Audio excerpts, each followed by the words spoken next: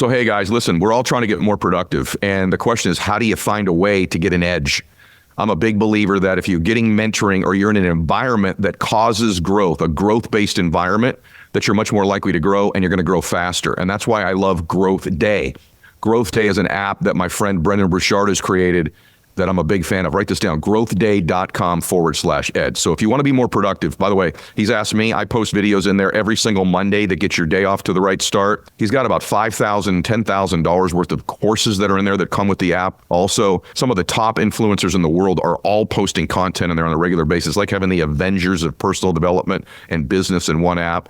And I'm honored that he asked me to be a part of it as well and contribute on a weekly basis, and I do. So go over there and get signed up. You're going to get a free, tuition-free voucher to go to an event with Brendan and myself and a bunch of other influencers as well. So you get a free event out of it also. So go to growthday.com/ed. That's growthday.com/ed. Are you someone who tries to drive while distracted by your phone? Someone who props it on the steering wheel or peeks down at it for a glance? Or just scrolls and scrolls? If so, you could be the next person to get into a fender bender, get a ticket, veer off the road, or even cause a crash that kills you or someone else. Enough already. Put the phone away or pay. Paid for by NHTSA. Our needs, in my opinion, have a much greater impact on the ways that we give and receive love in relationships. And what happens is each unique attachment style has different needs. What's healthy is if I'm okay and you're not okay, of course I could support you and stuff, but it's okay. Codependency is when you're not okay, that makes me not okay. If I'm not okay, you should not be okay too. You know what I'm saying? Now, I barely eked my way into college. And then once I was out of the house, I was getting straight A's. And I was like, oh, I'm not an idiot. It's just that I was in this place that I couldn't study because everybody was screaming and yelling and it was a bad environment. And so if we don't understand our own attachment, which is really our internal template for how people are treating us, which then affects our own behaviors in our relationships, we will continue to think the world is just cruel. Let's step back just for a second, and because tell us what attachment style is. We'll get into the 4 types in a minute. And then also where it comes from. I was really struck about this one parent thing that you talk about. So what is an attachment style in general, and where's it come from? And then we'll talk about what the ones are. Perfect. So our attachment style is basically the subconscious set of rules that we've learned about how to give and receive love and really what to expect in relationships. And I often give people the analogy that if you have a different attachment style than somebody else, it's like sitting down to play a board game and you have the rules for Monopoly and I have the rules for Scrabble. Even if we want to have fun and play the game, we're just going to have unnecessary friction and confusion because we have different rules. So our attachment style, which first of all, every single person has one, is the set of rules that we've had for love. So when we have different rules, it creates a lot of problems and challenges, but also 3 of the 4 styles are insecurely attached. And that makes for some difficult strategies and points of communication. So there's a lot that we can really improve there and become securely attached, and that will help create a lot of transformation. Isn't there the theory, or your theory is that it comes from some sort of dynamic with one of your parents primarily? Am I right about that? Am I getting that? That's exactly correct. So basically you learn how to give and receive love through your parents as a whole. Those are our first subconscious programs we develop in regards to what love looks like, how our needs are met, how our emotions should be treated, how we should be spoken to in relationships. All of that is modeled to us at a very young age. And the 3 ways we really pick up programming from a very young age are what we see repetitively or what's modeled to us, what we hear repeatedly, and what our firsthand experiences are. So those relationships we have with our caregivers as children really form that strong foundation for exactly how we expect love and relationships to go in our adult life.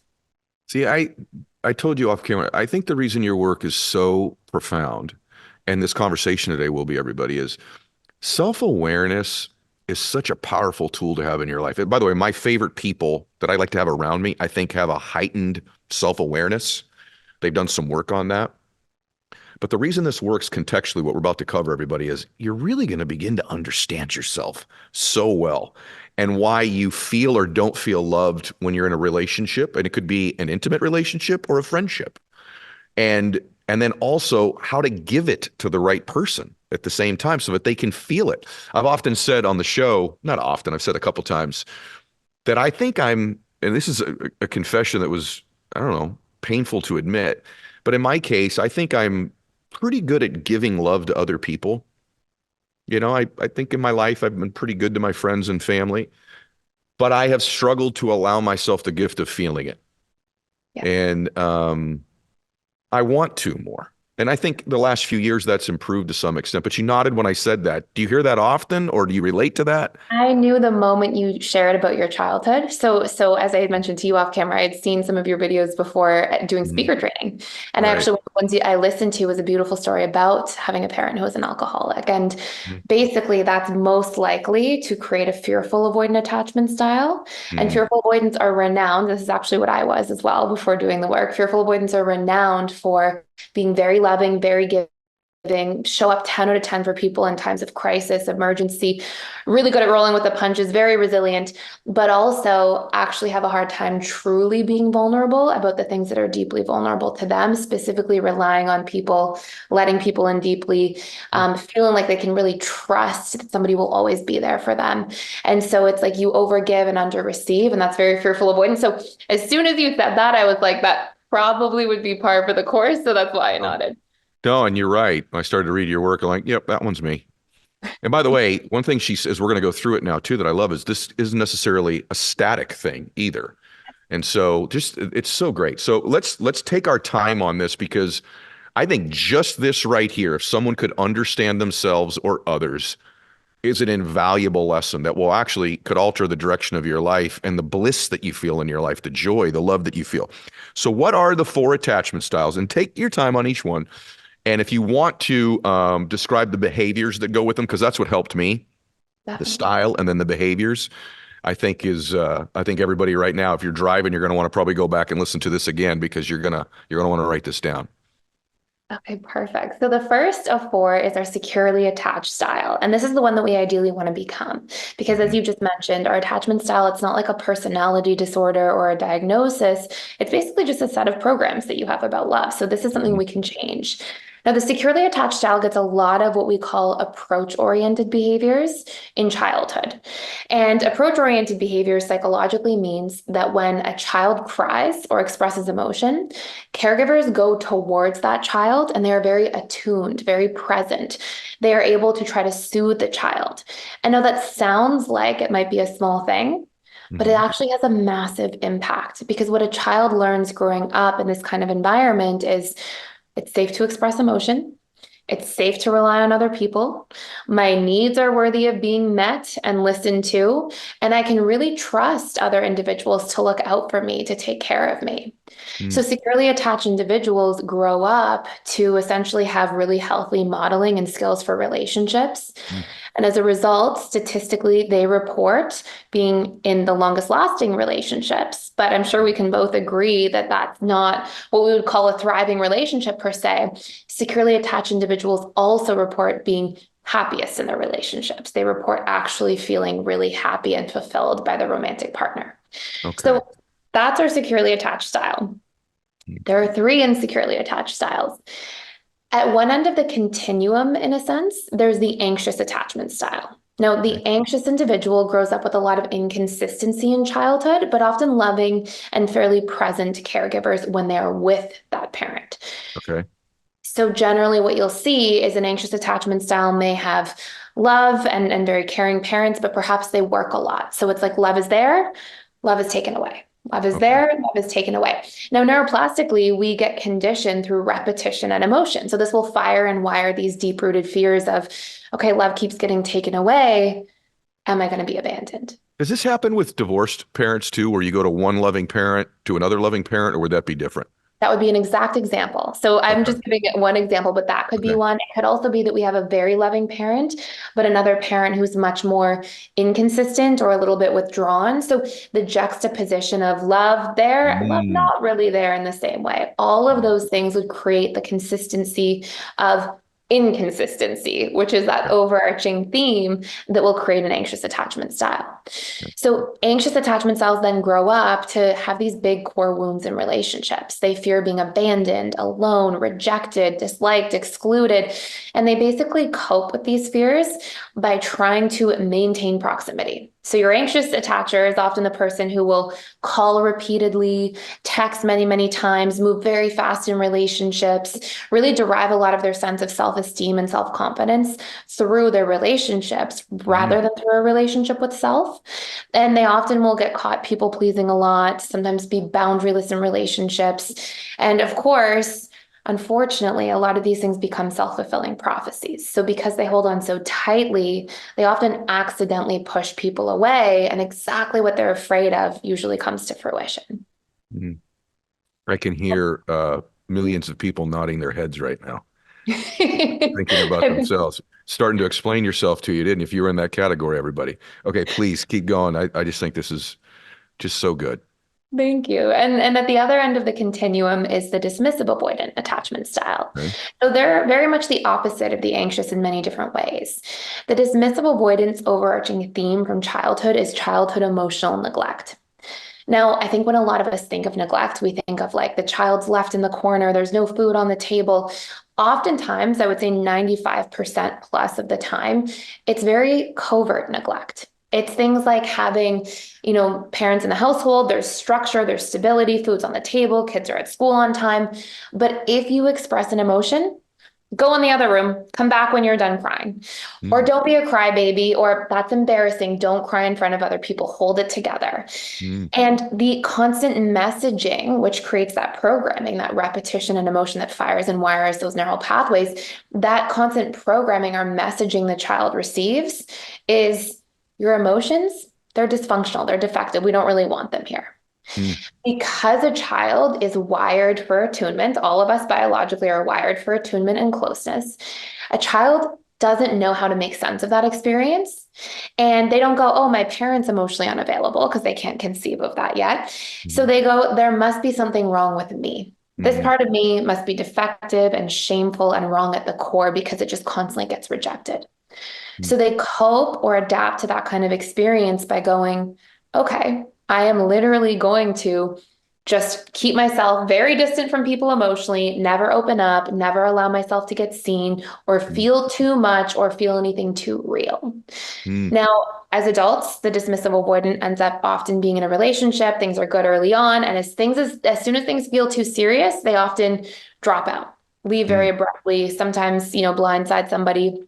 And their big core fears in relationships are, I'm defective, something's wrong with me at my core. So they're very sensitive to criticism, even though they're very stoic and most people would never know. And they also feel afraid of being unsafe emotionally if they're too open, afraid of being weak, disrespected, not capable if they're vulnerable. They have a lot of these deep wounds. And so they often are individuals who struggle a lot with commitment, with settling into relationships, and with wanting to really let people in and allow themselves to be seen much at all. So good. I'm just thinking of somebody that I know very well right now. So what's great about the way you describe the attachment styles is that everybody right now is either so far thought of themselves or a very close friend they know that fit one of these attachment styles. I just want to say one thing too before we get to the last one or the next one. I know that the nature of your work, everybody listening to this, is sort of romantic relationships, but I have to tell you all, when I read this, I actually have thought about friendships that I've had. I actually think about business and leading people and understanding the way in which they respond or won't respond. I think the application of her work is very, very broad in understanding human beings and how to affect them and how to connect with them, or understanding why you're not connecting with somebody. So, but anyway, continue, please. And to your point, I couldn't agree more. This is because our relationships, it's primarily first a relationship to ourselves. So that goes with us everywhere, but you'll see these patterns popping up absolutely in the workplace, with friendships, family, everything. So the last attachment style, this is what I was, and I'm sure this is probably what you are from the sound of it, or were, but basically the last attachment style is called fearful avoidant. And sometimes it's referred to as disorganized attachment style. And basically, often the example I actually give for what will form a disorganized attachment style would be an example of somebody having a parent who's an addict or an alcoholic. It can also be things like having a really bad divorce and being parentified. That was a lot of my experience. Parents went through this sort of 15-year divorce. I was always in the middle of it at a young age, lots of chaos, lots of really big fights happening my whole childhood. But basically what this is creating in terms of programming is I never know what I'm going to get. Sometimes I have these positive experiences with love where sometimes love is safe and it's okay and I yearn for it. And so I care about love and I want to connect. But Hmm. other times love is scary, unpredictable, has moments of cruelty perhaps. And so what happens with a fearful avoidant in their childhood is they learn to have these basically extreme competing associations about love that are on opposite ends of the spectrum. I want love. And it can be really scary. Love can be Hmm. beautiful sometimes, terrifying others. And so, what happens for a fearful avoidant attachment style is growing up in an environment that's really unstable, unpredictable, chaotic. They basically learn I have this anxious side, and they share in the feelings of the anxious attachment style. They can fear abandonment, they can fear being rejected or not good enough, but they also share in the avoidance side. They fear being too close, being trapped, helpless, powerless in the wrong situation. And so fearful avoidants basically are very hot and cold in relationships. They're kind of pinballing back and forth. And Hmm. for me, as an example, I grew up feeling like I wanted to be close to people. I would be very loving and generous and giving. And then when people would get too close, I would be like, get back. Yeah. And oftentimes the fearful avoidant flip-flops back and forth. And a lot of this is because of those deep inner wired programs from childhood of, okay, love is good, but love is also scary. And it Mhm. can create a lot of that sort of internal push, pull, and confusion, which of course often shows up in external relationships as a result. It's so great. I have, everybody, we're talking a lot about childhood here. And the more and more I've been doing the work I do the last 25 or 30 years, the more I realize like the vast majority of the work we're all doing is connected to our childhood. Like just the vast majority of our work is those, I don't know, those years where, are from infancy to 10, 12, 15 years old and beyond, even to the teenage years. And I think the more you dive into that work, the more you are going to be an effective parent, an effective human, an effective friend, effective business person. You say in the book, 95% of your thoughts and behaviors originate in your subconscious mind. And so basically, our lives are sort of on this auto kind of pilot program. And then you also talk about the subconscious reality lens. I'm just curious as to what that term, I think I know, but not everyone's read the book. So what does that mean and why does it matter that we have an appreciation or understanding of that? Yeah, it's a great question. So we all see reality through a filter of our past, right? So I often give the example that somebody could have the exact same external experience. We could take, for example, an anxious attachment style and a dismissive, who's the Yeah. more avoidant one. And they could both be dating, let's say, somebody who doesn't call them back. Well, the anxious attachment style, because we see through the filter of our past programming, it's really the lens that we see and interact with the world through, they're probably going to make it mean I'm about to be abandoned because that's their past experience. Those are the conclusions the mind will jump to. Whereas a dismissive avoidant attachment style, they're probably going to make it mean I'm free. I don't have to talk on the phone because they Mm. often fear too much vulnerability, too much closeness. So, we never really have these objective points of view. We're all living through this subjective worldview that's first being conditioned by and wired in by our pre-existing programs from childhood. Now, one thing that's really important to recognize is that our mind is also wired from a survivalistic perspective to hang on to negative things much more than positive things. Mm. If you are walking through a forest tomorrow and you see a bear and you run away and you're safe, but tomorrow, the following day, you have to go back through the same path, you don't think, oh, yesterday I saw such a pretty tree next to the bear and there was such a pretty flower on the floor. You remember the bear and its teeth. So Mm. we're wired to hang on to more negative experiences, especially when they impact us emotionally, because we think that by holding on, we then have a better chance to protect ourselves from them, which Mm. is why we hold on to our negative experiences from childhood.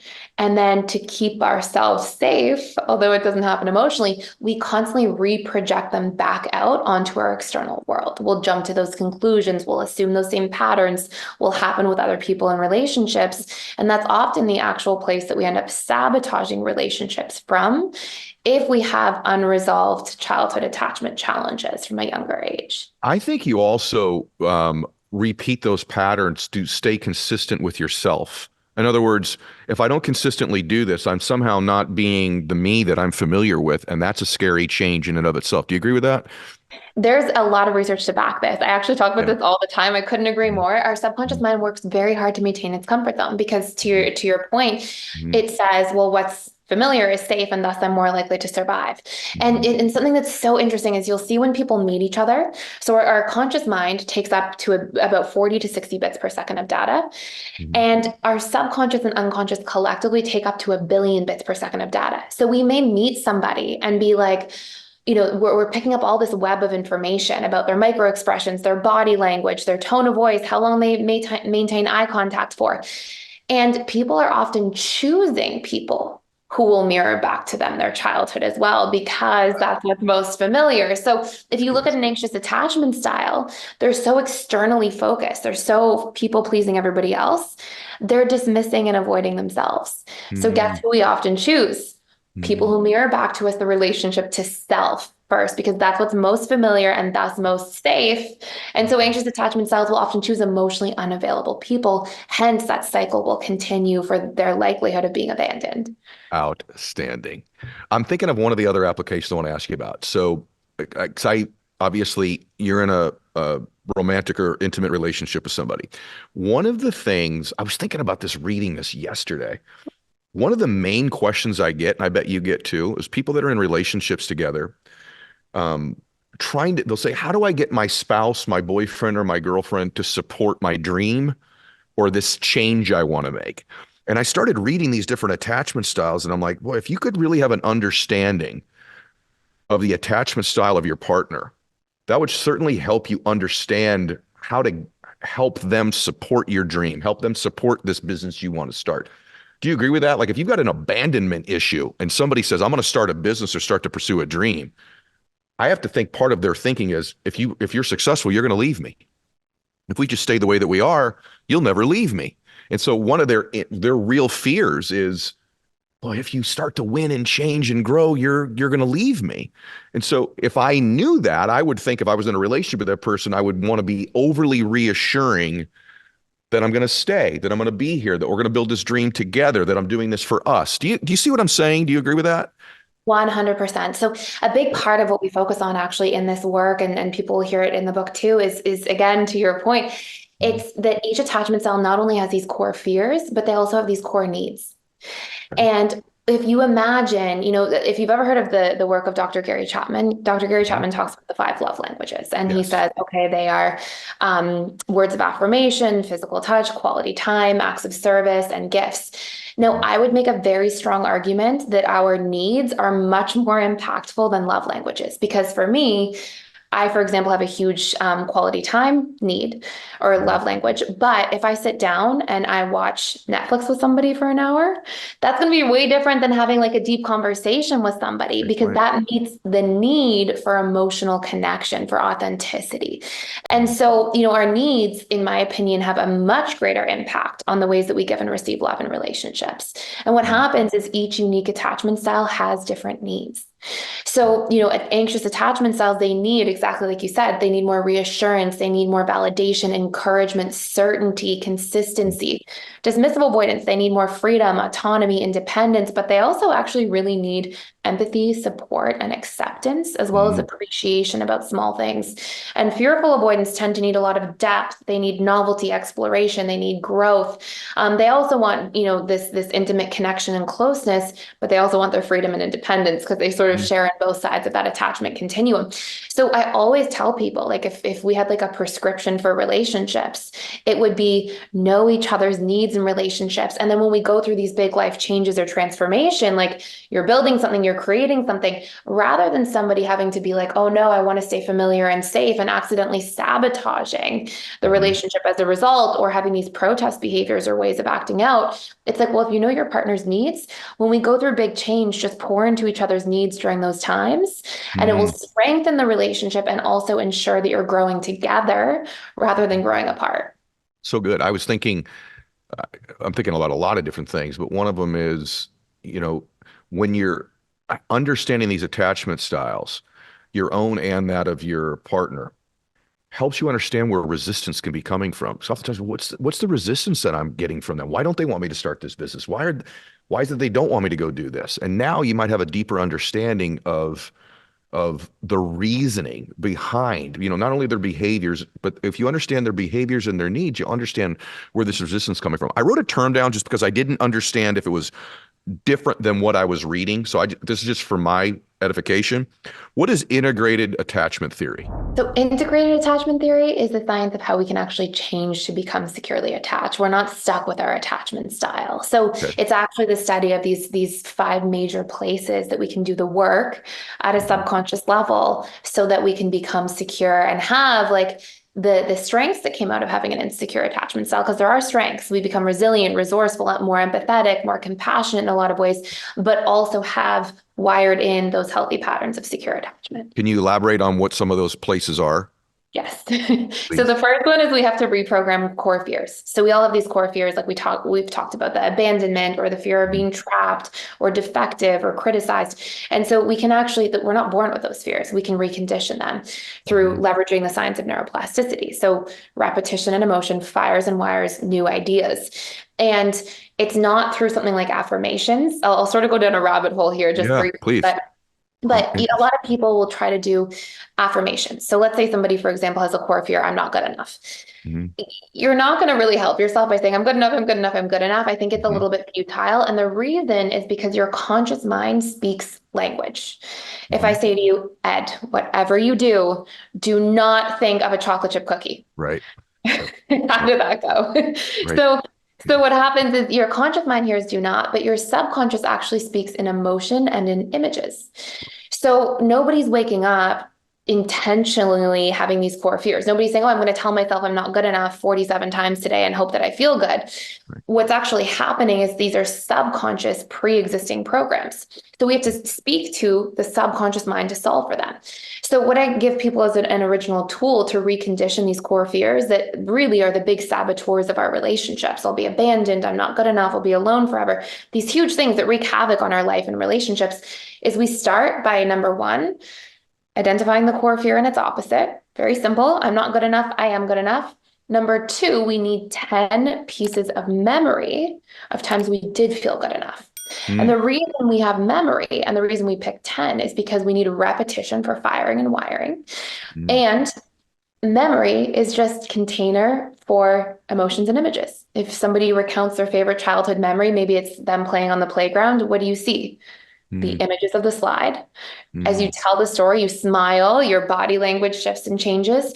So now we're using our conscious mind to speak to our subconscious mind. Step 3, we record it for 20 and listen back to it for 21 days because it takes about 21 days to fire and wire these new strong neural pathways. And as long as we have like 10 pieces of proof for how we feel good enough or why we're worthy of connection instead of abandonment, or we're lovable instead of unlovable, or whatever the core wound is that we're targeting, 10 pieces of evidence, listen back for 21 days, we will actually rewire these ideas that we've carried about ourselves and relationships for very long periods of time. So that's the first one. So is reprogramming these core fears. And I'm sure anybody listening, if they're like, oh, 21 days, it feels like a lot, I would really encourage anybody listening to think of how many times that core fear has actually sabotaged your relationships. And it will always be more work not to do the work. It's a lot to have to live like that. Yeah, you built those neural pathways, probably doing it for 21 years. You can spend 21 days trying to undo it. Exactly. Right. And it only takes like 5 minutes as a morning routine or something. It's very simple. So the second one is we need to learn our own needs. And so, I mentioned those earlier, for some people, they need the reassurance, the validation, the certainty. For other people, they need the autonomy, the acknowledgement, the independence. So when we can go back and actually see what our needs are according to our attachment style, we actually first have to learn to meet them ourselves. There's a great quote from Dr. Gabor Mate, and he says, trauma are the things that happen that shouldn't have happened.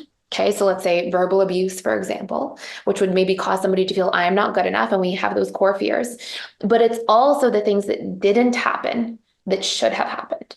So this could be if somebody gets neglected growing up, we're wired for attunement.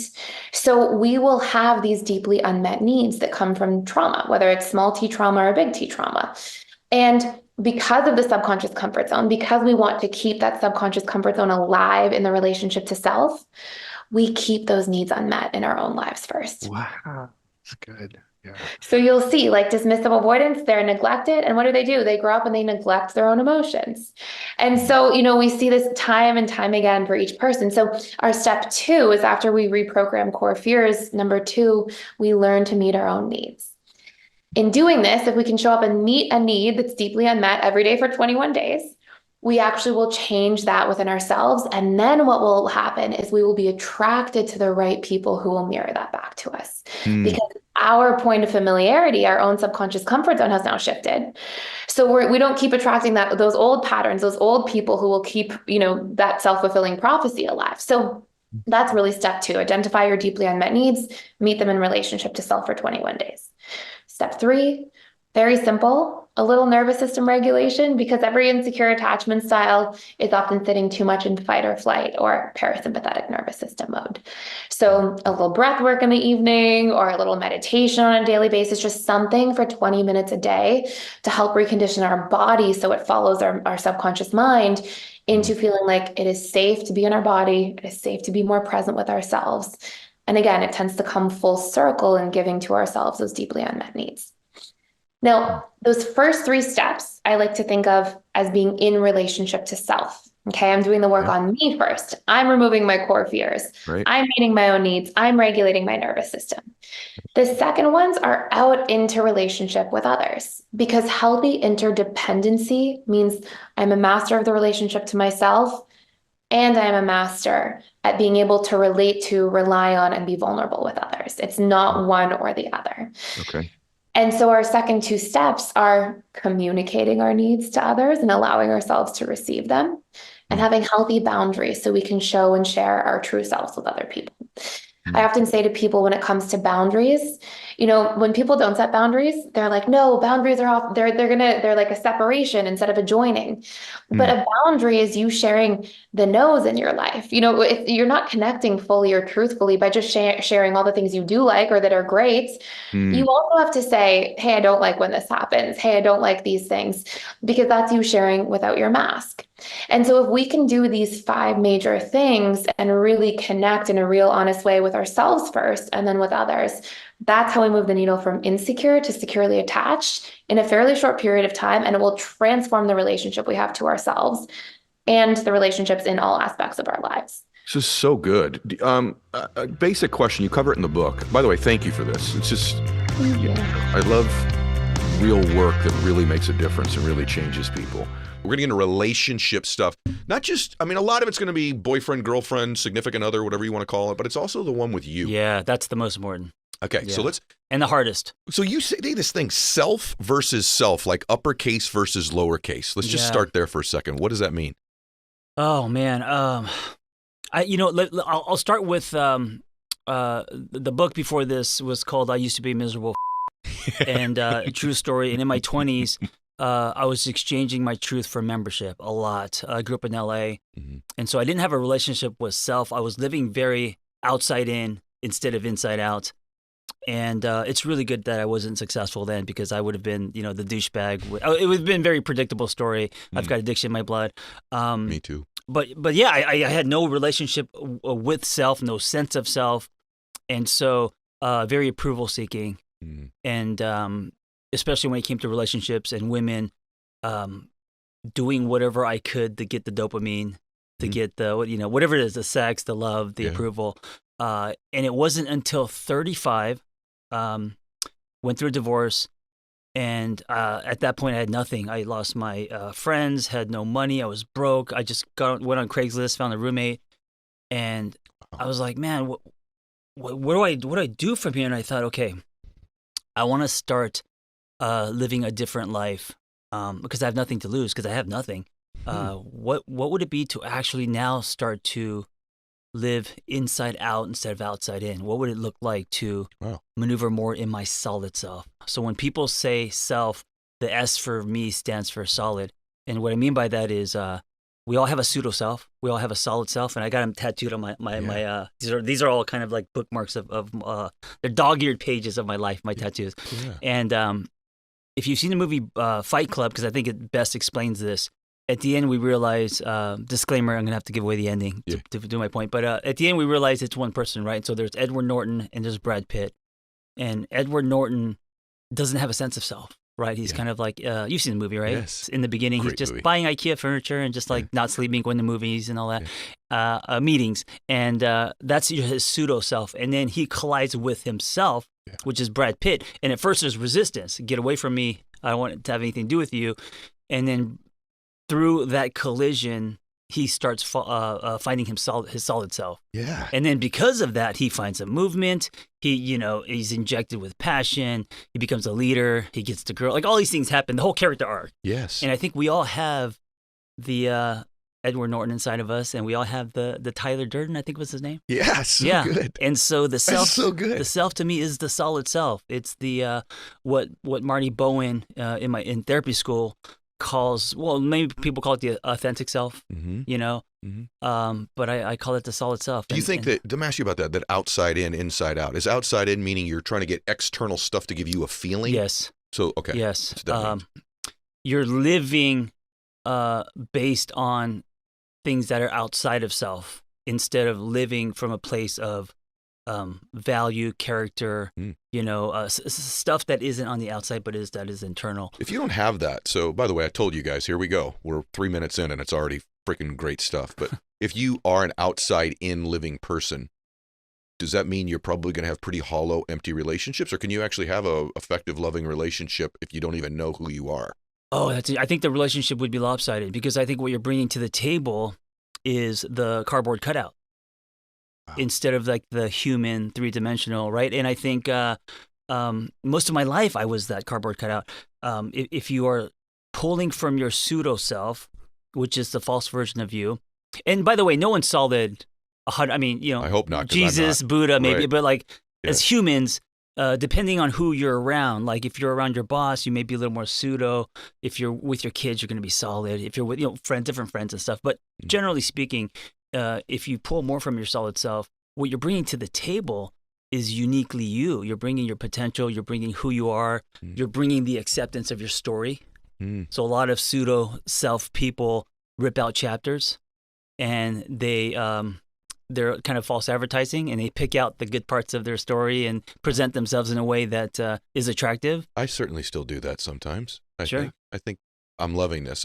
So you do believe that it's because I think some people listening to this are like, shoot, I still do that. You're saying everyone still does it a little bit. It's to the extent or the propensity you have to do it. It's when most of your days, most of your weeks, you're pulling from your pseudo self that you're at your lowest frequency, that you're not bringing much to the table.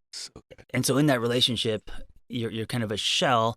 You may be fancy, you may be funny, you may be good and bad or whatever, but your potential is low because your humanness isn't there. And what makes you unique is the solid self. How do you do that? So, by the way, you came to becoming a therapist late in life, like you said, right? I'm a late bloomer, man. At 35, I did my first squat. I looked like a pigeon. I was the guy that, biceps and then no, you know what I'm talking about? No legs, right? Beach workout. Found CrossFit at 35 after a divorce, and I was a screenwriter, a failed screenwriter, and put my wife at the time on a pedestal, so I revolved around her. So when the marriage ended, I had no life, which is great because then you start.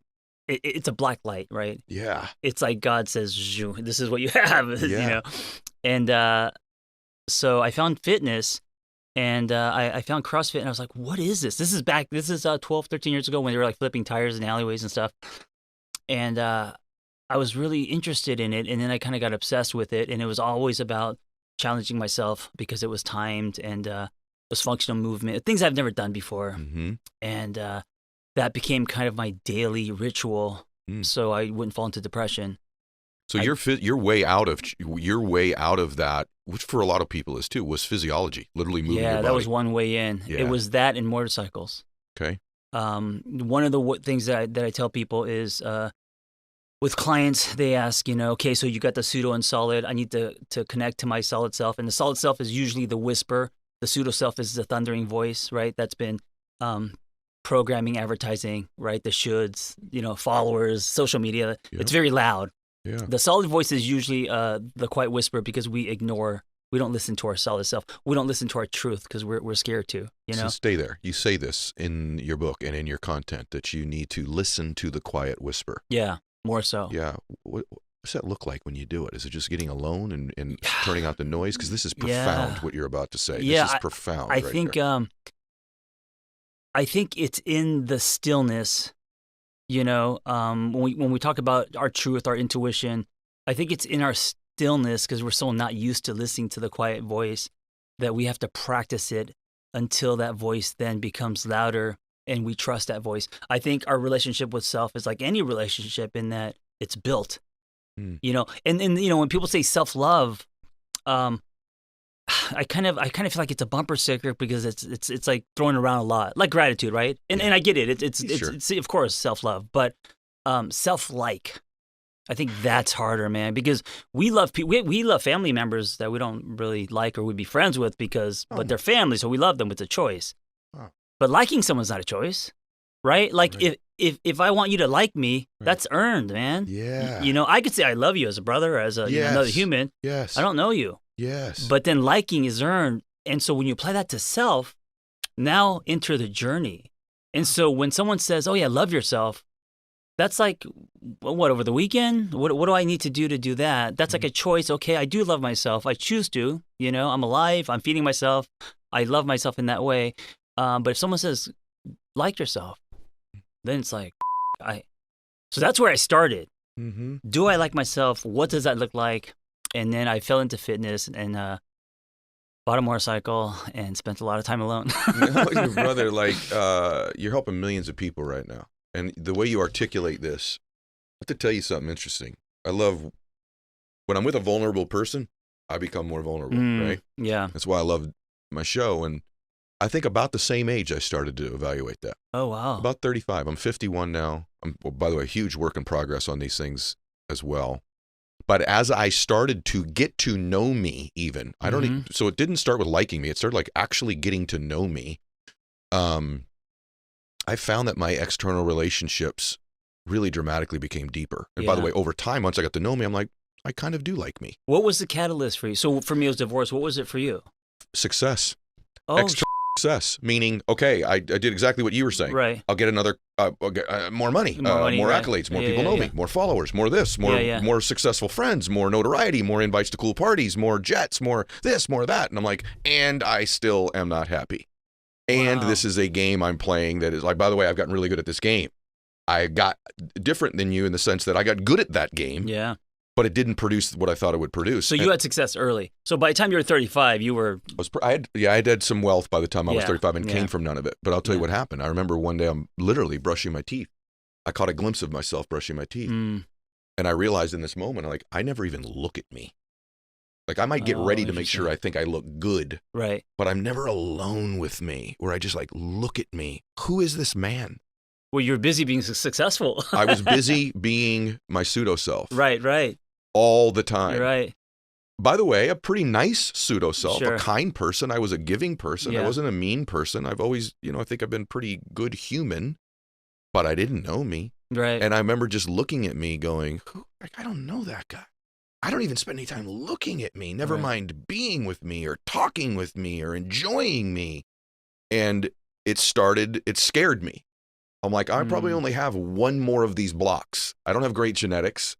So I'm halfway. That's when I was 35. I'm like, I'm halfway probably for me genetically. Now I think maybe hopefully it goes longer than that. But it's like, man, I don't want to get out of this life with never knowing me, never liking me. Yeah. And then really, how deep are these relationships that I have if I don't even know who I'm bringing to the relationship? Right. And so your work, man, like really resonates with me thank you. deeply. And I think a lot of people, listen, be surprised to hear two dudes about our age, kind of. I'm 49. Yeah, I'm a couple years older than you, right? Like, well, really if I was in Korea, I'd be 50 because they count the time in your mom's stomach.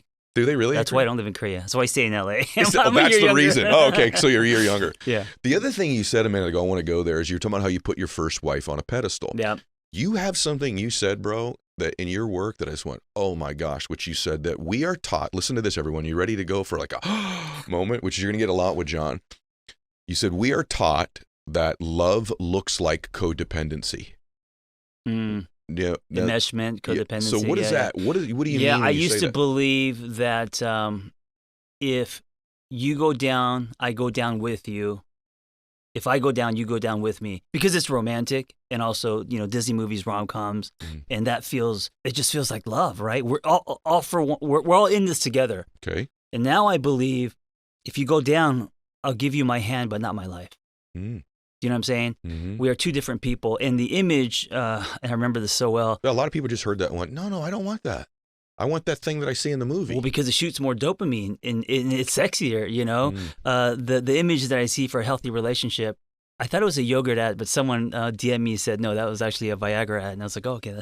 But it was two people in they're like in their 80s on the Grand Canyon, you know, in separate bathtubs facing outward.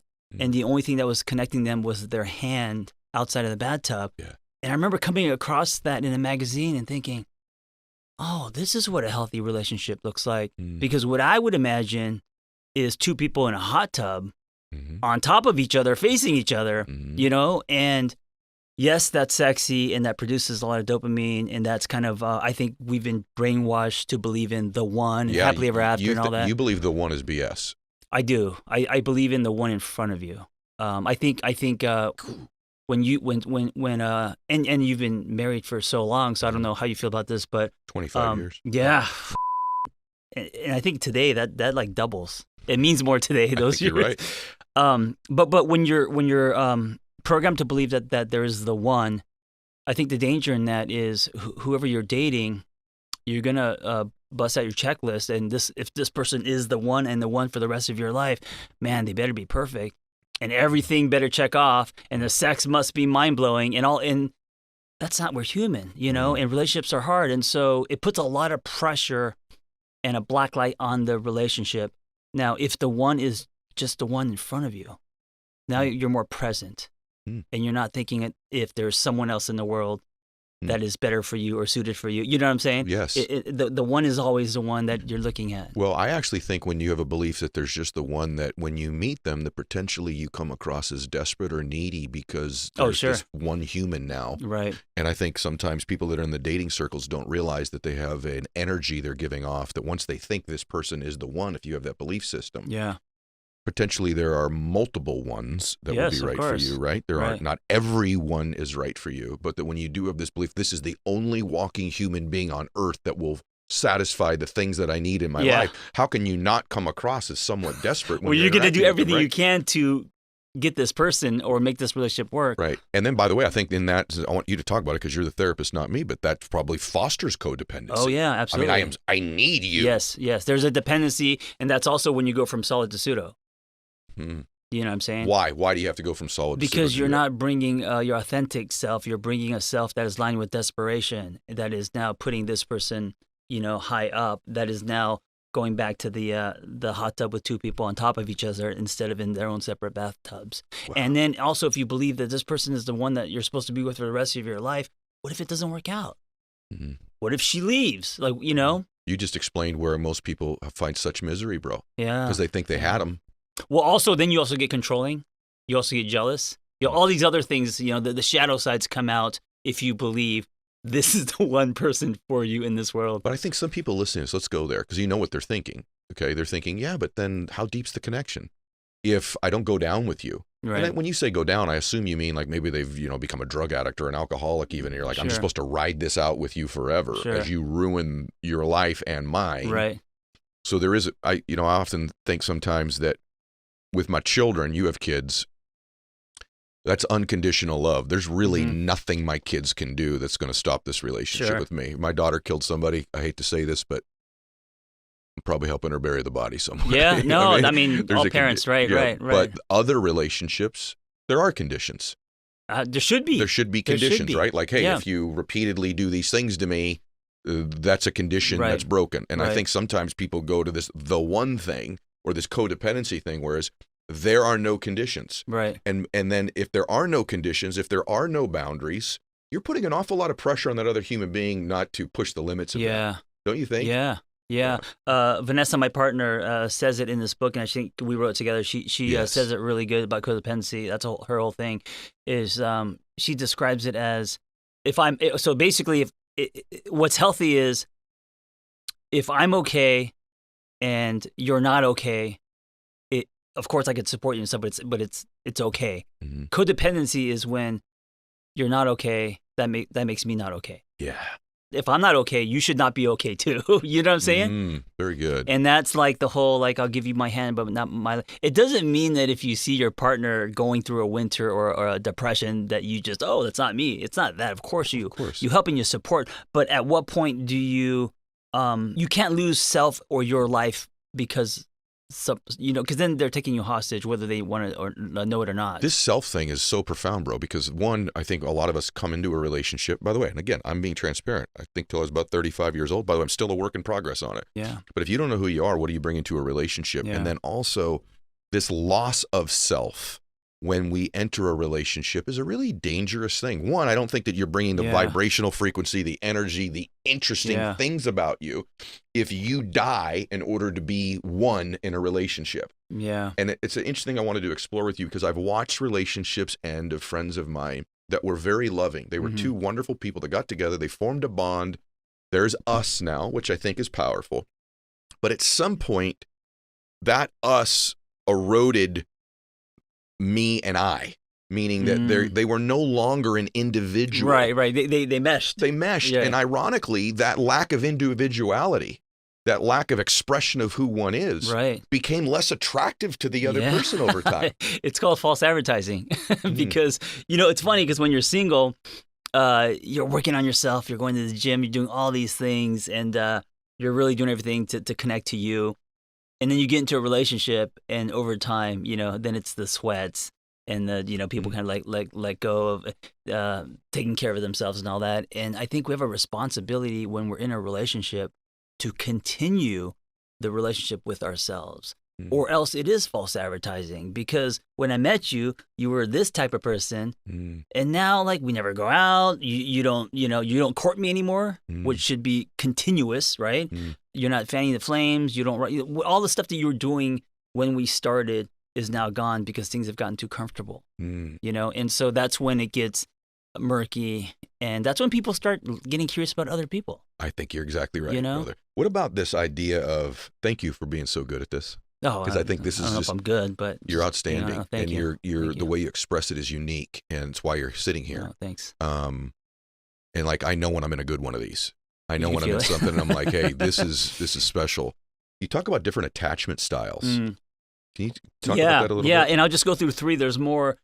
Secure attachment and attachment styles stem from childhood and, of course, starting with our parents. But there's anxious attachment, and that is when you're holding onto the person's leg instead of their hand, right? That's like me.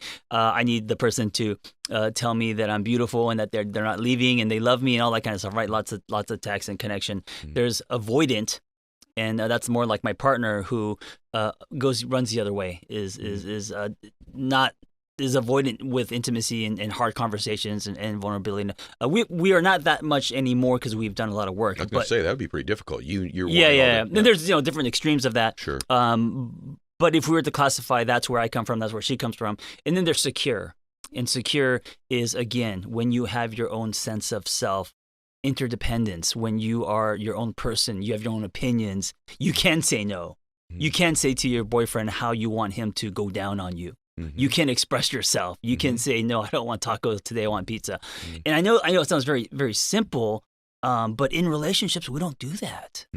We actually start loving because we think what love looks like is loving the other person more than us. Yeah. More than us. And because that's what a good husband looks like. I'm going to always put her ahead of, if she wants pizza, she's getting pizza. That's what a man looks like. It's like, is it? Or are you exchanging your truth for love or for validation? Are you exchanging something that, you know what I'm saying? Yes. So now, if that's the case, are you giving or taking? Because if you want something back from the person you're taking, you're not giving. Oh my gosh. Giving would be like, hey, I love you, but today I want pizza. Is that what you mean by choosing ourselves, or is that a little bit different? Yeah, I think that also is choosing yourself, meaning stand on your truth and put action behind what loving / liking yourself looks like. And I think some people are good at that when they're single, but I think when they get into a relationship, when love enters the picture, right, especially if it's toxic, right, especially if someone is needy or codependent or controlling or all of that, the wheels fall off.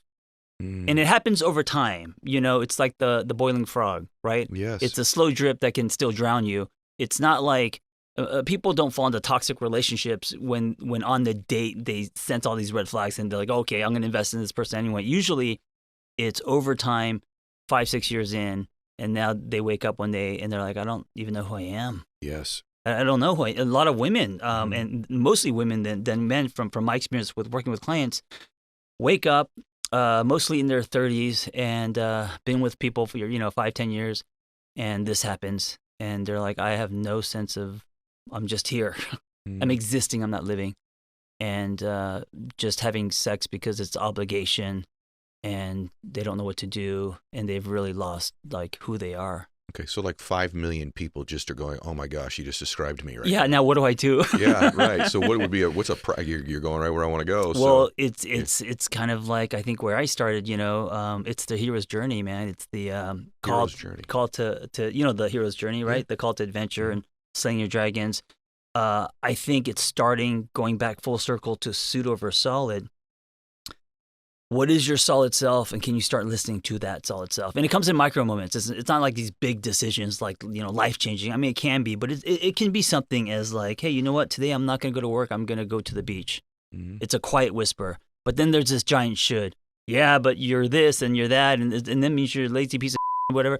And so, can you give yourself love, compassion, understanding, and today can you execute what you want, the quiet whisper, and actually go to the beach? Can you give that to yourself without the shame, and it's going to be really hard. Most people can't. You start there, and then you build, and then you build, and you get to a place where you start then able to set boundaries, to make choices, and it's also more attractive, right? And then the people around you are like, I'll have what she's having. Yes. Man, she's kind, but she's assertive. And you know what also happens? I'll have her. No, really. Like what ends up happening is this becomes a magnetic, attractive being again. Or maybe for the first time. Right. I so totally agree with you. And it could be actually standing up for what you want. Like, I actually want tacos tonight. It sounds so trivial. Yeah, it sounds so silly. But it's in the mundane. Or actually, honey, you're going to watch the kids and I am going to the gym. Right. And actually stand for yourself and do something caring and loving for yourself, right? And coming from not a place of controlling or getting back at anyone. It's coming from your truth, and it's coming from a place of self-love, You got these terms, man. What is repetition compulsion? Repetition, I think my partner wrote that one. Okay, so that must be from your partner. Yeah. You were talking about, I think what it was is that I want to go there with it because I think it was like repetitiously falling into a pattern in a relationship where like you have a compulsion to continue to serve them in a way that maybe doesn't serve you anymore. Sure. So actually, I'll make my own term of it. Yeah, I love it. Let's just say I'm right. I love it. I think you're right. But I think that happens intimacy-wise too, where like there's something that, and this we're going really deep here, but like there's something intimately that your partner really loves that you don't enjoy, that you don't like, but you repetitiously do it out of some compulsion to serve them, or maybe some verbal thing you do, or a particular behavior you have. Maybe it's not even in an intimate way, but it doesn't serve you. It doesn't make you feel good about you. There's a way they speak to you or you speak to them, but it makes them feel good. So you have this compulsion to continue to do it. That's my version of it. So we all went out to dinner the other night, me and like 4 other therapists. My partner's a therapist, our friend's a therapist. And we were talking, and I don't know how we got on this topic, but we're talking about how women can go down on a guy and actually, as a way to avoid sex. And I was like, wait a minute. I said, but that's so intimate. And they're like, it might be for men when men are going down on women, but for women, they're saying that, and these are all women. They're saying it's not. It could be. It's easy. It's not intimate, and it could be a great way to get out of sex. And it blew my mind. And I was thinking. And they're like, yeah, and we've been doing it for years. And I was thinking, so that's kind of an example of a pattern that could happen, right? Yeah. If you don't want to be intimate, where that's kind of how you take care. And it shouldn't be happening because it's misleading. And also you shouldn't be doing it if you don't want to. Right. But something like that, over the years, the pattern of that is damaging, right? Yeah. And we're just talking about just everyday stuff, you know? Yeah. That's super interesting. And it shocked me because I was thinking, and then I started playing back all my relationships and was thinking, how many of them were just doing it because they didn't want to have sex with me? Right. Like, oh my God. You look back. I thought they wanted to do it. Yeah. Did you know that Fast Growing Trees is the biggest online nursery in the United States? With thousands of different plants and over 2 million happy customers, they have all the plants your yard needs, like fruit trees, privacy trees, flowering trees, whatever plants you're interested in, Fast Growing Trees has you covered. Find the perfect fit for your climate and space. Fast Growing Trees makes it easy to get your dream yard. Order online, plants get delivered directly to your door, just a few days. Their Alive and Thrive guarantee ensures your plants arrive happy and healthy. This spring, they have the best deals for your yard and up to half off on selected plants and other deals. And listeners to our show get 15% off their first purchase when using the code Mylett at checkout. That's an additional 15% off at fastgrowingtrees.com using the code Mylett at checkout. Fastgrowingtrees.com, code Mylett. Now's the perfect time to plant. Use Mylett to save today. Offer is valid for a limited time. Terms and conditions may apply. Go to fastgrowingtrees.com for details. Hey guys, I've been talking about NetSuite now for, 7 years on the show. We've had such a great relationship because I believe so deeply in the company. And quite frankly, thousands of you have decided to become a NetSuite client. And that's because right now, I don't know if there's a bull or a bear market. I don't know what's going to go on in business. I wish someone had a crystal ball. I don't. But until someone comes up with 41,000 businesses have future-proofed their business with NetSuite by Oracle. It's the #1 cloud ERP, bringing accounting, financial management, inventory, HR into one fluid platform. You get everything for your business in one place. It gives you visibility, control you need to make decisions over everything. And so when you're closing the books in days, not weeks, you're spending less time looking backwards and more time on what's next. Whether your company's earning millions or hundreds of millions or less than that, NetSuite can help you respond immediately to challenge and seize your biggest opportunity. Speaking of opportunity, download the CFO's Guide to AI and Machine Learning at netsuite.com/Mylett. The guide is free to you at netsuite.com/Mylett. netsuite.com/Mylett. This show is sponsored by BetterHelp.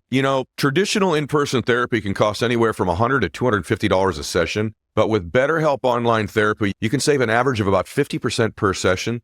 And seriously, you guys, it could be the best investment you ever make. People ask me all the time, what do all your guests have in common, from the athletes to the entertainers, the scientists, the peak performers? You know what? Most of them have been to therapy. And what I love about BetterHelp is it can be done online. And so if you don't vibe with your therapist, you can switch at any given time until you find somebody you connect with. And therapy can help you with everything from trauma from childhood you really need to work through, or a relationship breaking up you've been in, real stress, all the way to just something as simple as you want to talk out loud and get some clarity in your life about a couple challenges you've got, or you need a sense of direction. Right now, your well-being is really worth it. So visit betterhelp.com/edshow to get 10% off your first month. That's BetterHelp, HELP.com/edshow. You have two parents. Yeah. The good parent, who you speak highly of, is this is the good one, by the way. And so, as I understand it, the good one. Your dad has been married 5 times. Is that right? Is it 5? Well, there's a little factual fudging here and there, Okay. but yeah, a few times. Is he really married to someone that much younger than him? Is that actually a true story, or date someone younger than him? Younger, yeah, and Yeah. I fudge a little. Yeah, everybody does in that Yeah, space. it's for comedic purposes, but the gist of it is yes. Your dad was a player. Oh, I mean, well, yeah. I'll give you the stats. So, Okay. parents are Hungarian immigrants. They escaped from communism, 1969. They get married at 19 and 20, and leave their country at that young age. Can you even imagine being like, I'm out. Let's escape. Escape communism, bro. Yeah. They go to Canada. They have me in Canada, and then we moved to the U.S. in 1980. By then, their marriage has just dissolved because my mother is mentally ill. She's a borderline, but back then, nobody called it anything. We didn't know it. And she later became schizophrenic. And my father is an alcoholic, obviously, to deal with his, they had horrendous upbringings. It's not their faults, right? They divorce, and then it's me alone, ping-ponged between my mentally ill mother or my alcoholic, sex addict father. Wow. Right. But you know it. Because did your parents stay together? Yeah. Ugh, I'm not sure what's worse. Well, mine was redemptive because my mom was well-adjusted. My mom was there and was solid. The reason I probably connected with you is I picture your dad, maybe not all that much unlike my dad. And then I'm thinking, though, if I didn't have my mom, and then you having a probably even more disconnected mother. Yeah. And I literally, I'll be honest with you. I'm watching your show. I want to make sure I do a great interview with you today because I actually feel like this can care for you from watching you, which is a comedy special. I've never laughed harder either. But when you were speaking and doing your show, I was picturing you as a little girl. Oof. I was actually picturing it with your mom and how like scary that might have been sometimes, seeing her not be functional and normal and losing her temper and stuff like that. Can you tell us a little bit what it was actually like? Now that you're off stage, what's the real? It's God, I'm still in therapy. Just to let people know, like I've been in therapy for 12 years, and then I feel like just now I'm getting into the actual trauma work where you feel the feelings of terror that you had as a child. And I had terror and fear because there's no safe place when you're like that, right? So my mother would I remember one time she made these lunches for me that I didn't like. It was like Hungarian lunch, like salami with butter.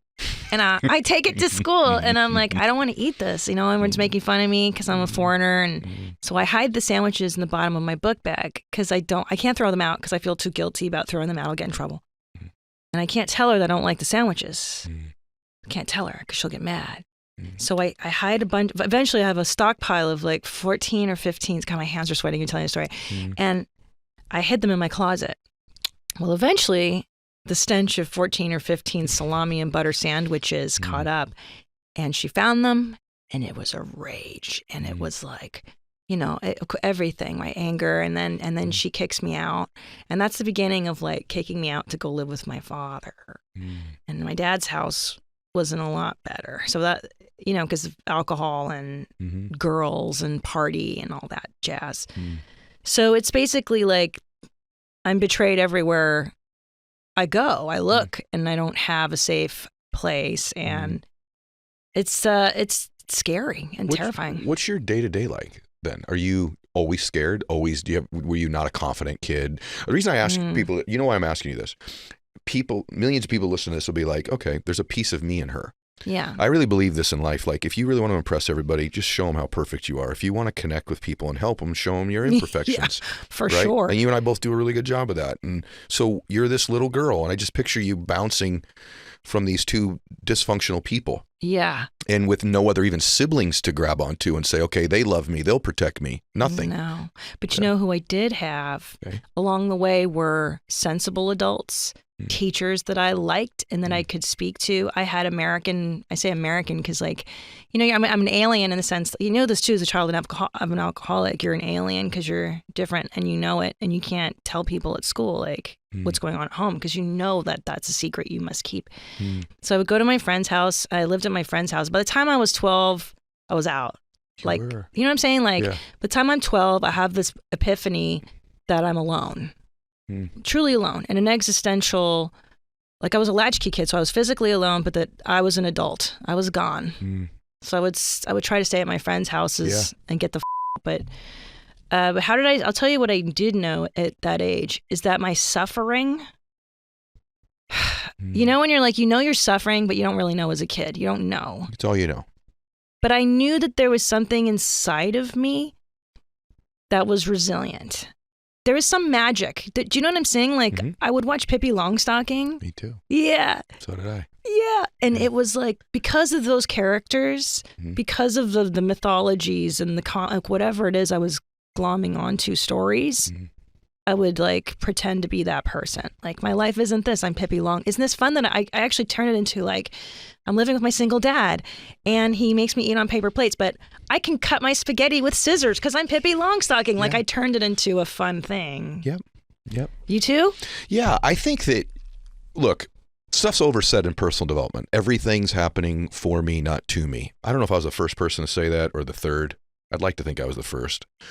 But sometimes that stuff's easy to say and hard to apply. But I do think like I became really resilient because of it. I really, like in the business world, I've made a lot of money. One of the ways I've made a lot of money is like two things, both of them because my dad was a drinker. One, I have learned to be really read people well and be present with them. The reason was I had to figure out when my dad was coming through that front door, which one was I getting? Was I getting the sober one who was going to be, okay, we're going to have dinner and play basketball? Or was it the drunk one and, maybe my mom and sister should go upstairs? So I would read this man. And that I didn't know. Napoleon Hill says in Think and Grow Rich. Love that book. Me too. It's the second best book ever written on personal development, other than The Power of One More, which is sitting next to you. Yeah. But in that book, he says, on the other side of temporary pain, you meet your other self. And I met this version of me that wouldn't have existed, where I'm really good at reading people and being present with them. And then the other thing I'm decent at doing is communicating. So are you. And because I had to learn how to talk to my dad when he was in those states so that I could change him just a little bit, or even move certain ways I would move. Little did I know that those two things were forming this version of me that I would use someday to help millions of people. And I watch you, and I watch your ability to have like insights into human beings' behaviors and how they move and operate and how they think, and then your ability to communicate. And I think some of that's got to be part of the blessing of going through what you went through. Suffering makes you funny, makes you clever, it makes you resourceful. Everybody I know, Ed, like you, most of the guys I know that are hugely successful didn't graduate from Harvard. Yeah, right. Me too. Were crappy at school and had horrible upbringings. Isn't it interesting? It's the secret sauce, isn't it? It is. Yeah. It is. But I think for me, my father loved comedy and good humor. So I was watching Richard Pryor when I was little, and Eddie Murphy and Saturday Night Live and Cheech and Chong, and this was my education. And then the Truly Tasteless joke books, I would memorize those because those would be in the bathroom, and I would tell those jokes to my father or to my schoolmates at school. I would go to school in like third grade, and I would repeat these jokes that are, by today's standards, completely verboten, right? Blonde jokes and Jewish jokes and da-da-da-da-da. I didn't even know what they were, but I knew that people laughed. Yeah. And that's how I could get out of stuff. And I became entertaining to my dad so that I wasn't a burden. Interesting. Yeah. You see, if you right now in the middle of this, like, took a minute and went over to YouTube and watched Christina, you'd see this, like, I'm not saying it's a compliment. You just see this very powerful, very together, to walk out on a stage, any stage, and to own it like you do. There's a command. There's something. So I don't know if you've done a lot of interviews like this. I don't think you have. No, we don't talk. Comedians are generally like, let's talk about our farts. Right. But comedians are also usually pretty dark people in real life, right? Would you agree with that? I think that's one thing most people wouldn't know. My friends that are super funny or that do it for a living, there's I guess I'd call it a darkness or a pain or something they're moving away from most of the time in their life. Is that true? Well, here's the deal. The funnier you are, the more you've embraced the darkness, in my opinion.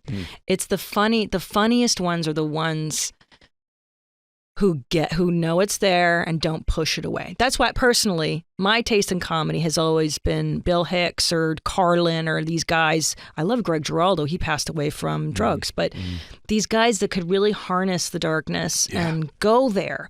I don't give a shit about cookie. What's the difference between cookie and kitty? I don't care. Yeah.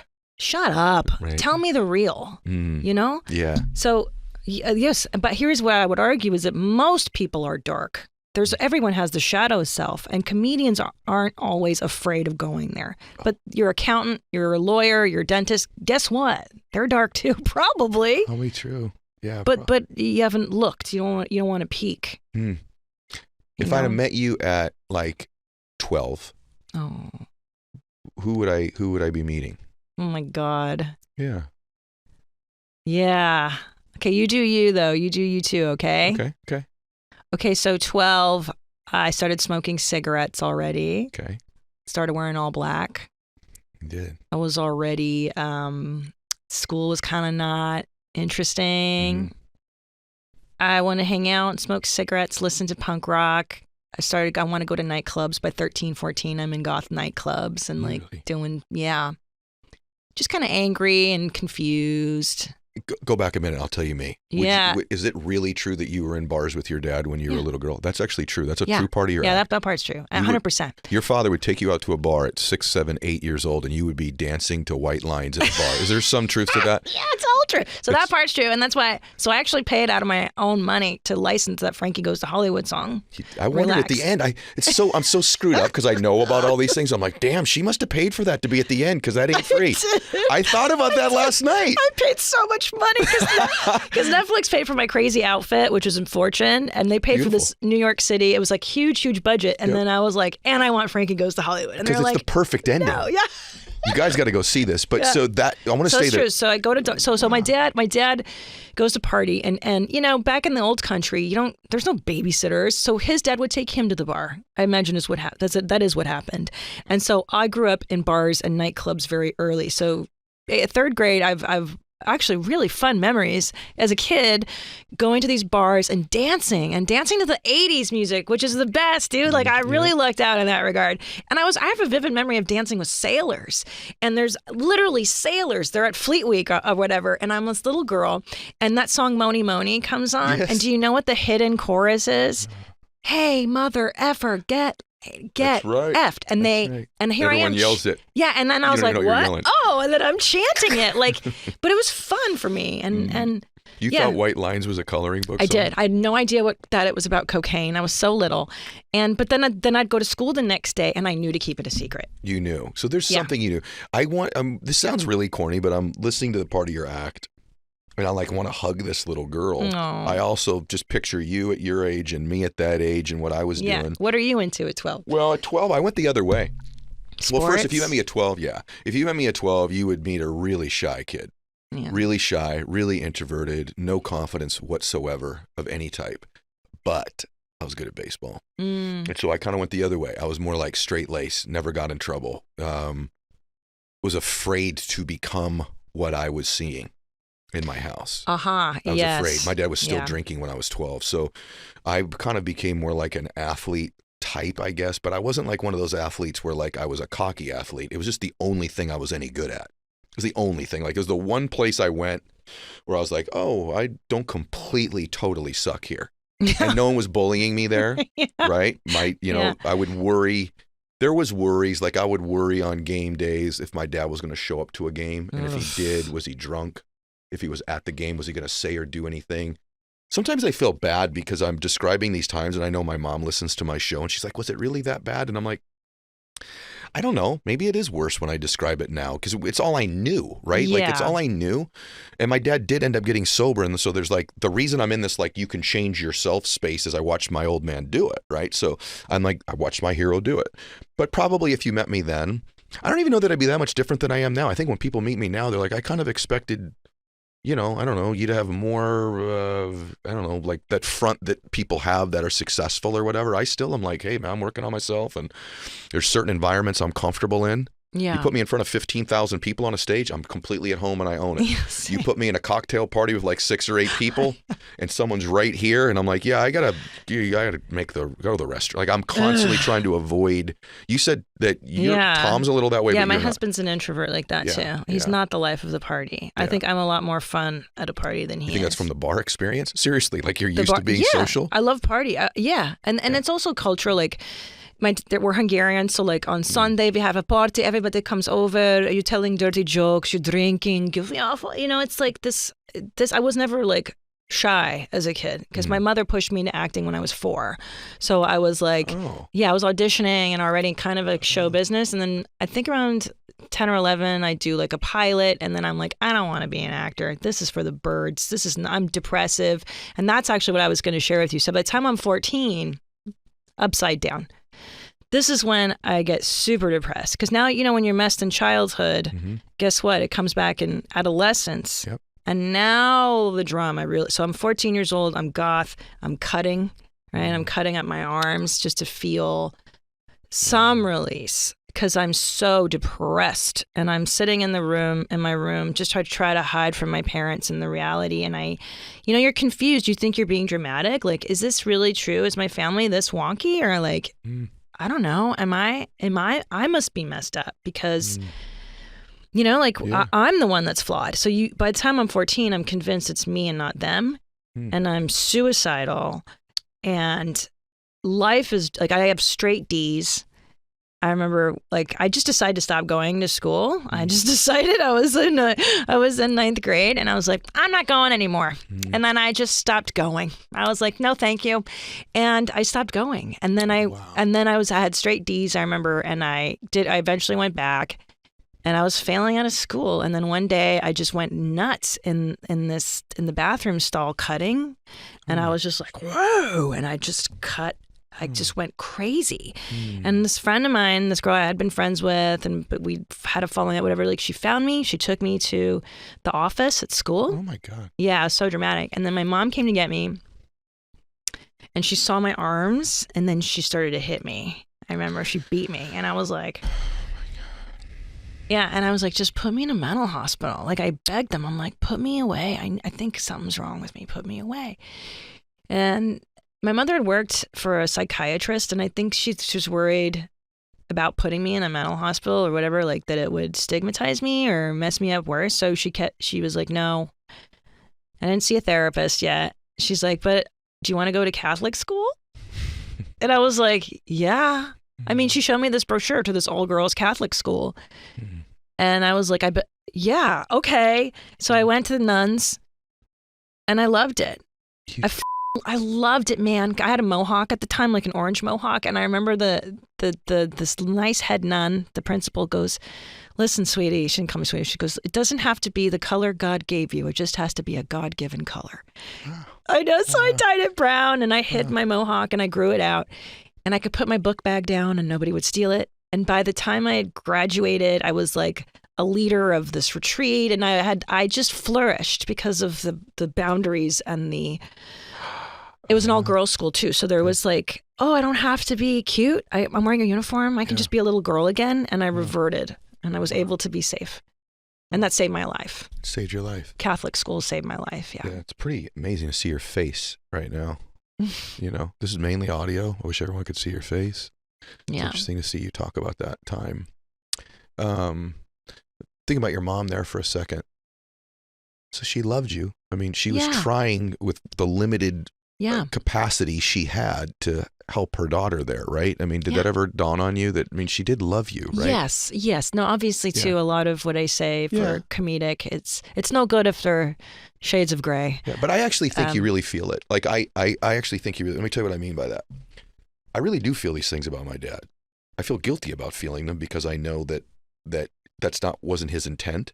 It was his. You feel guilty about having negative feelings towards him? Yeah. I do, because I love him so much, and I know he loved me so much. I've got to the other side of it now where I can, and this is so good for everyone listening to this who goes through these things, but I think it's okay that I feel it. I feel sometimes weird that other people know I feel it because I don't want them to think that about me. You don't want them to judge him or you? Both.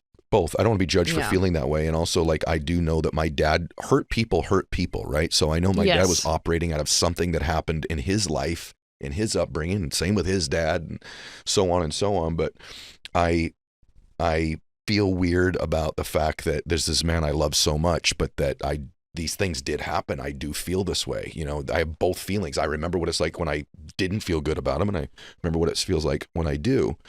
And in your case, your mom was trying. But so when you went there, when you Catholic school, does that when you start to change permanently, or do you end up reverting back? Like, oh, okay. When do you become you? Right. So that's a good question.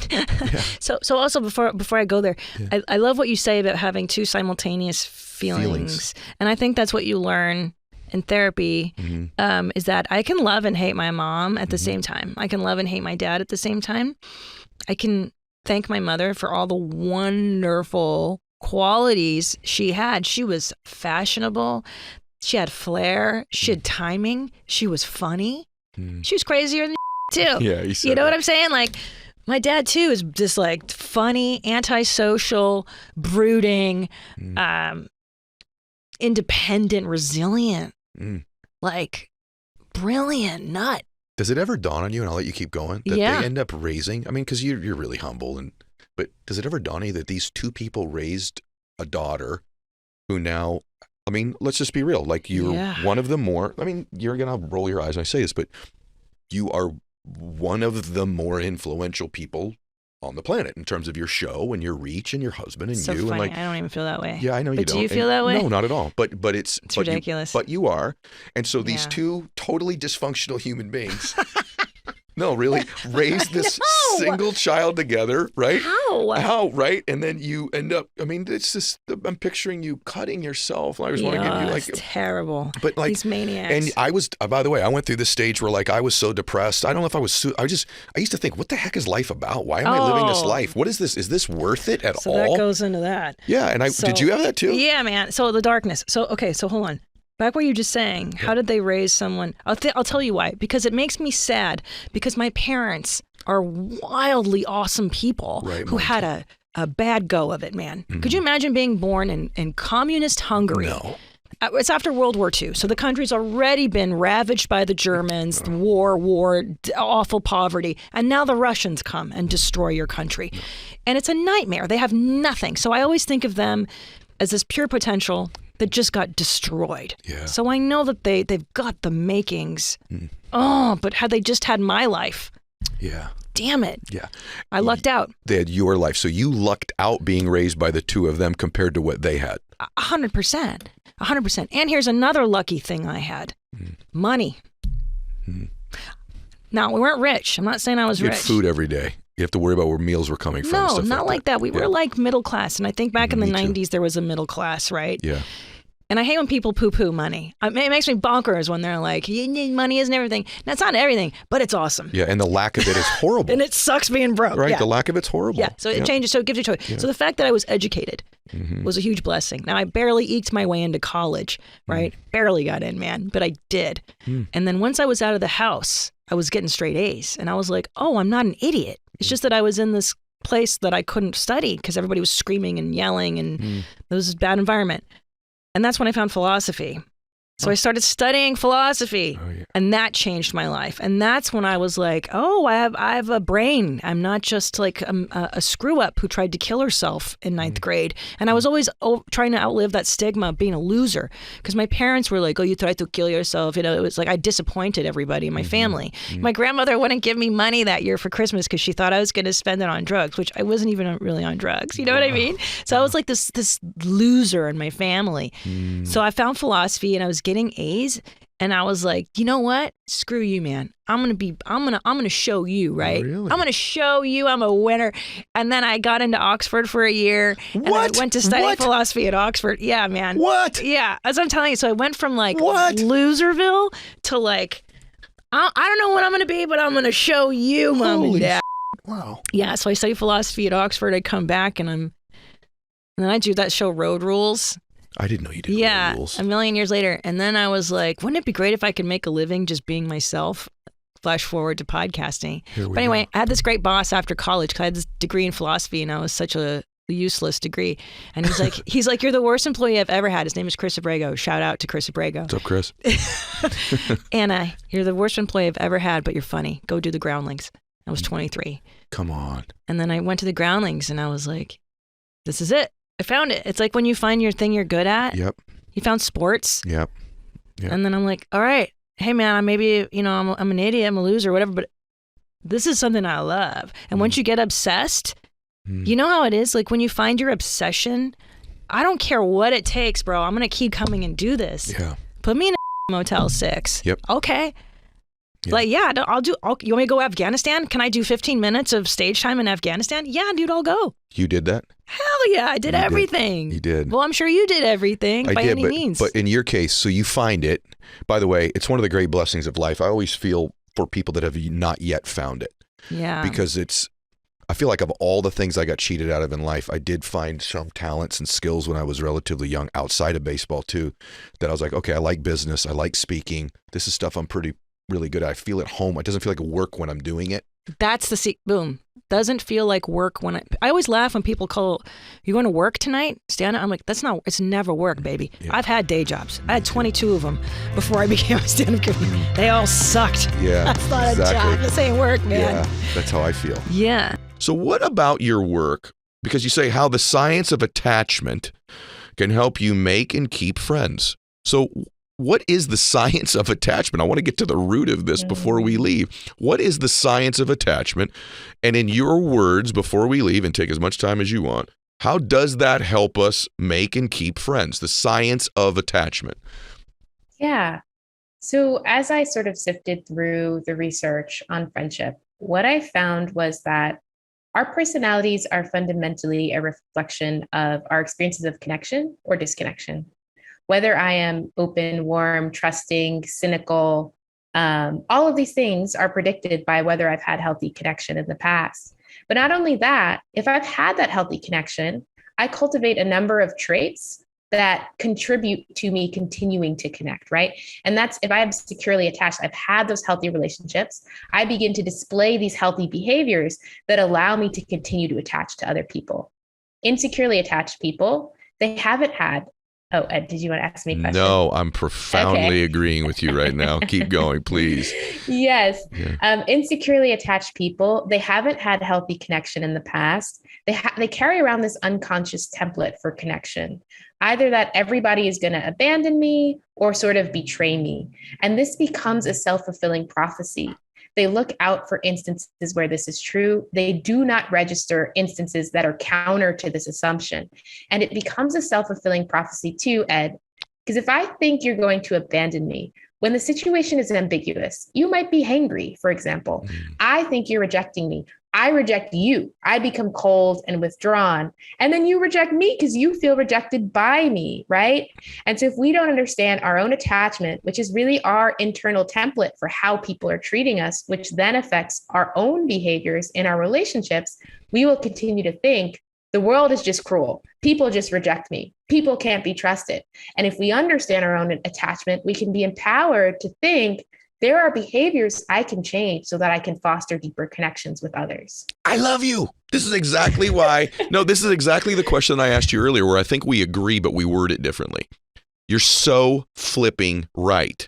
So my main male relationship was with my dad, and my dad was a drinker when I was young and wouldn't show up. And I started to build these belief systems. You're talking about that idea that, hey, maybe you shouldn't have people around you that are different than you until you're ready because you haven't had these healthy other relationships. You were using the example with you earlier. And you're very right about it, because when I had male relationships in my life, I thought, well, they're all going to lie to me. They're all going to eventually leave. They're all going to screw me over. They're all going to do this or that. Because the one relationship I had with the most important male, that had happened. And I had to really learn in my relationships not to project that pattern and dynamic into my new friendships. And early in my life, you're so right, early in my life, I lost a lot of friendships because I would jump to the conclusion that that was happening because it looked like what it used to look like. And so I'd go, oh, they're doing it. They lied right there. They're like my dad. Well, no, they're a human and they fibbed a little bit and they're still a really good person who loves me. It doesn't mean all these other things are going to happen. And so that's why your work matters so much, because you're exactly right about that. And it's worth going back the last 3 minutes there and evaluating what Dr. Franco just said, because we do that in our patterns in our relationships. We do sort of project into them that way. And I totally agree with that. And that's why I was nodding. I certainly wasn't trying to jump in and interrupt you there, because I think that was gold. So I think you are too. I think your work, I just want to tell you, thank you for doing the work you do.